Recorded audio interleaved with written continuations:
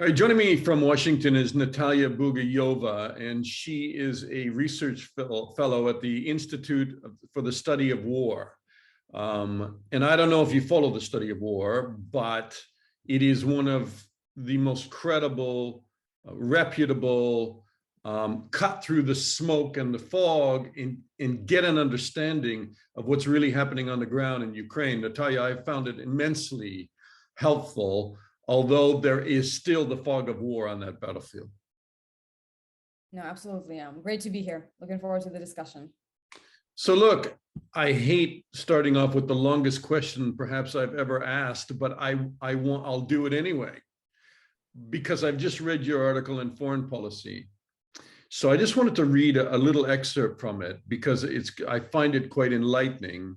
And it really serves as kind of a guide and a map of what we're talking about. But you said that Russia's control in the southeast would constitute a permanent threat to Ukraine's sovereignty and survival. It would subject the people there to perpetual Russian atrocities. It would threaten Moldova, the Black Sea, NATO. It would make any scenario to end this war costlier in terms of lives and resources. The window to expel Russia is now. And you make the case on and on in that article that if we don't, as the collective West, expel Russia from Ukraine now, this is going to be a much higher stakes conflict that can envelop the rest of Europe. But getting Russia out of Ukraine will be almost, if I can say, impossible. Would you agree? Well, actually, I'll start by saying that Russia's intent regarding Ukraine hasn't changed. It remains control. And I think a lot of the risks to Ukraine from Russia digging in the southeast come precisely from that. If Russia is allowed to stay, it will attack again the moment it assesses another opportunity to do so. And secondly, it is crucial to remember that stopping, the fighting there will not stop the killing on the occupied territories. And literally everyone will be subject to atrocities as they are now. Ukraine consistently has scaled down Russia's objectives, operational aims since February. Ukraine has forced Russia to pull back from Kiev. It won the Battle of Kharkiv. And when Russia defined down its goal to take full control over Luhansk and Donetsk region, Ukraine prevented Russia from doing so rapidly. And yes, I know we see a lot of reports from Severodonetsk and the losses that Russia is inflicting on Ukraine, which are horrific, but it's doing so only because it concentrated its forces for the first time since February in that pocket. And it's not clear to me that it can sustain this level of force projection over time.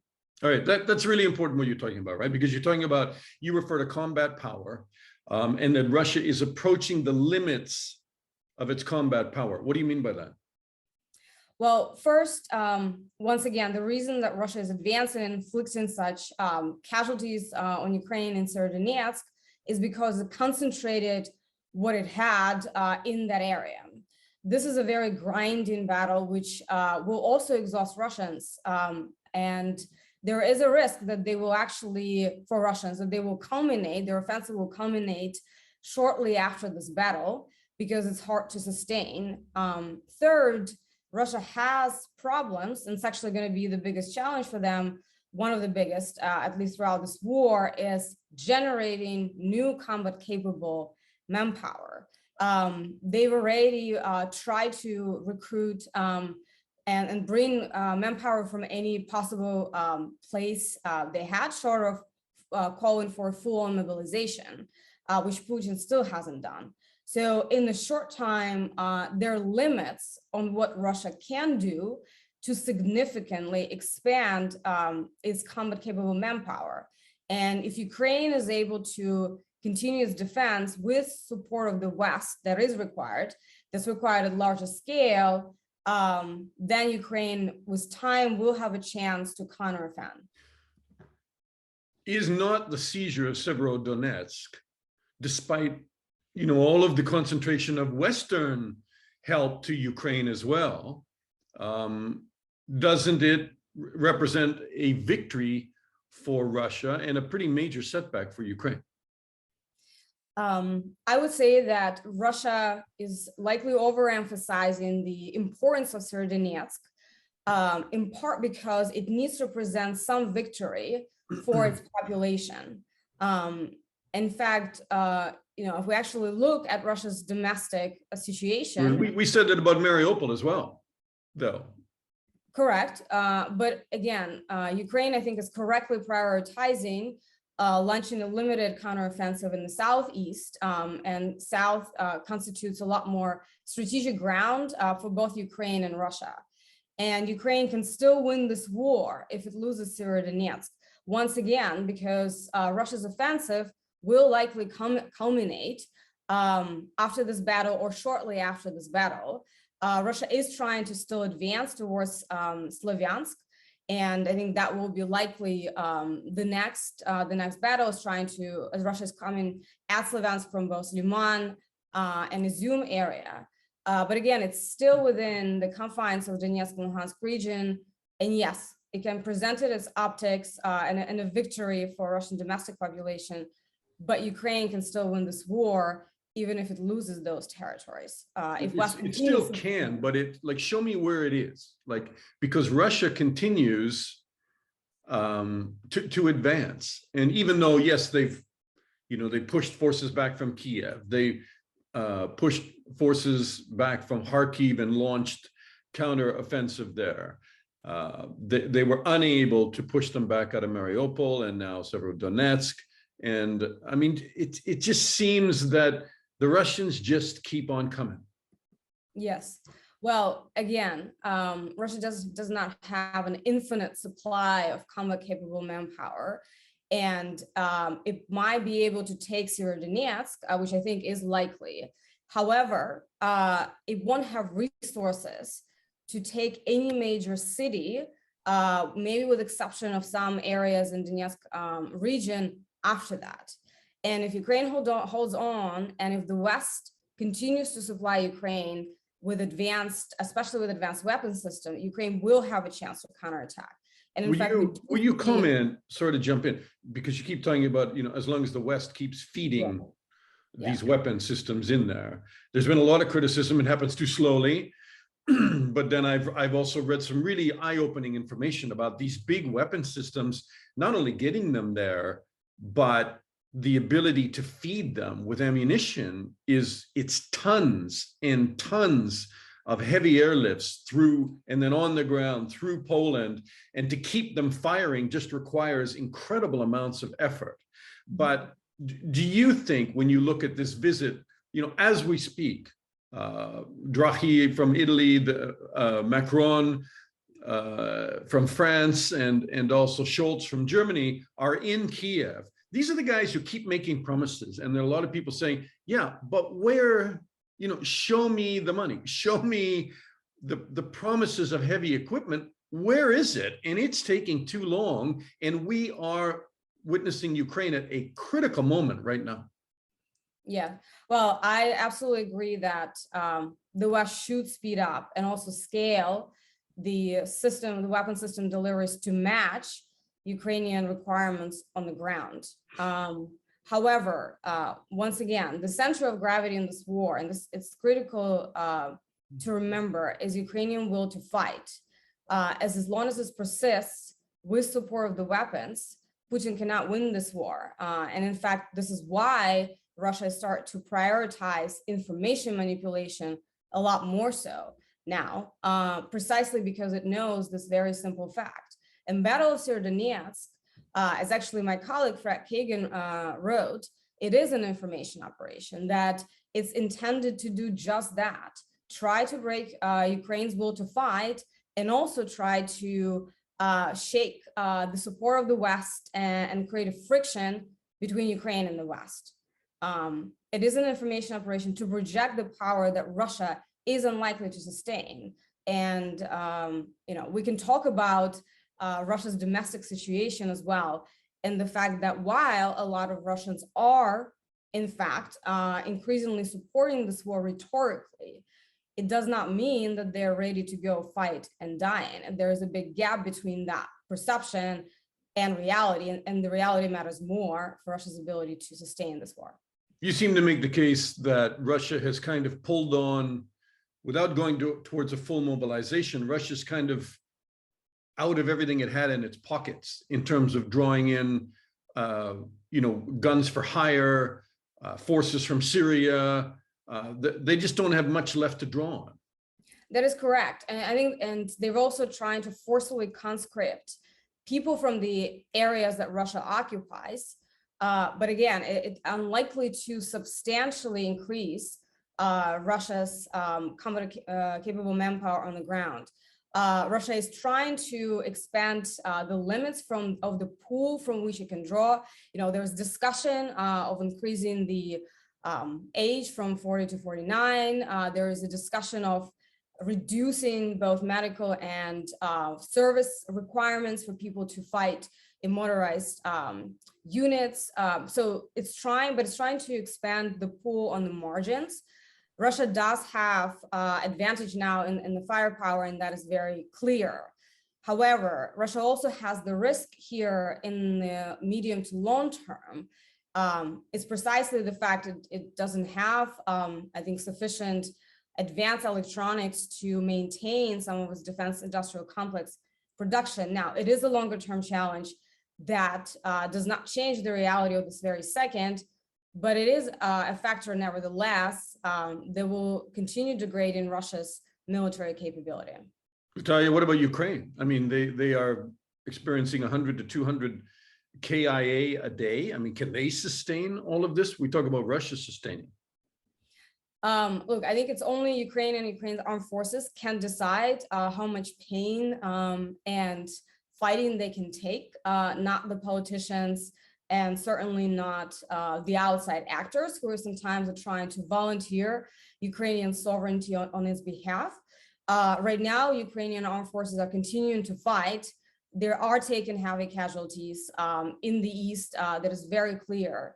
However, their will seems to be unshakable. And once again, as long as it stays that way, and as long as West supports that, Ukraine will win this war. The question is, at what cost? And I think this is where the West mission should be, to ensure that Ukraine does at a lower cost and in a shorter time frame.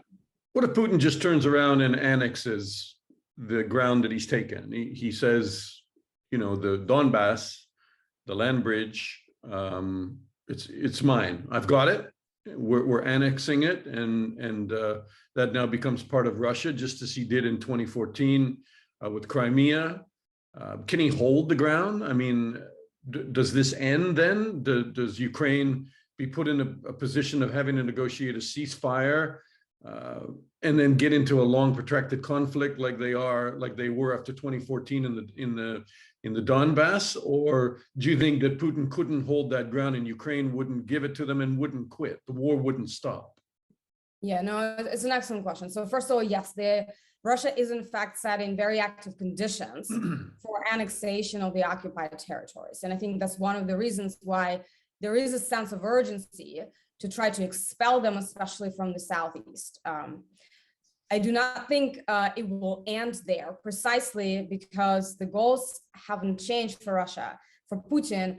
And I think our planning assumption should be that Putin's successor will inherit some of these goals until we see indication otherwise. Therefore, there are no short-term off-ramps in this war. And if Russia is able to annex the territory, it will definitely establish a permanent military foothold there, from which it will threaten, Ukraine whenever it assesses a good moment to do so. I do think that the risk of a premature ceasefire is a risk for Ukraine, because Putin, if the offensive is going poorly for him in the east compared to his objectives, he may decide to use a ceasefire offer to try to break Ukraine's momentum, to try to freeze the front line in the best possible configuration he can hope for in this war, and most importantly, break this information focus on Ukraine that it is right now through some sort of a peace deal or a ceasefire.